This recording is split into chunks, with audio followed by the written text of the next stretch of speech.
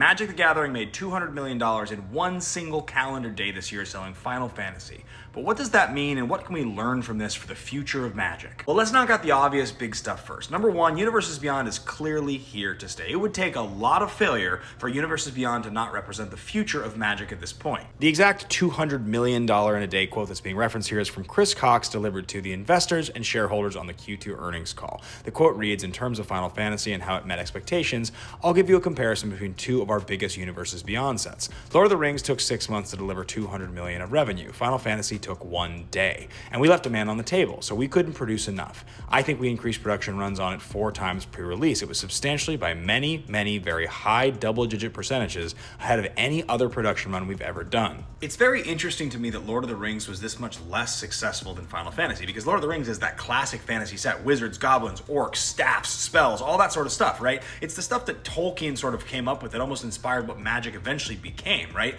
But Final Fantasy, while it still has wizards and witchcraft and spells and all sorts of things, also has a little bit more of that like technological influence, a little bit more of a Kamigawa Neon Dynasty flair to it. And so as much as we can say that marketing and IP play a factor here, I think it's also important to note that that classic fantasy trope with dragons and wizards and all the things that we know from Magic aren't necessarily the thing that are going to drive Magic into the future, even from a Universes Within perspective. People make fun of sets like Karlov Manor or sets like Thunder Junction with clues and detectives and cowboy hats, but you know what? We just don't necessarily know what the audience all in wants. I think the other thing to note here is that while retail channels like GameStop and Target and Walmart can't get enough of this product, and trust me, they wish they could get more of this product. They wish they had more trading card game product, because this stuff is absolutely 100% sold out anywhere. Every distributor, anywhere you go, you cannot get this stuff. Magic really just exists right in the center of that. There's an enormous amount of demand, and a lot of that demand at the moment is being driven by the same tactics that drive sports cards, that drive Pokemon, right? Highly serialized, highly collectible case hits that exist within these packs. And while that's frustrating for a lot of entrenched Magic players and even some newer players to get products like Commander decks and Play Boosters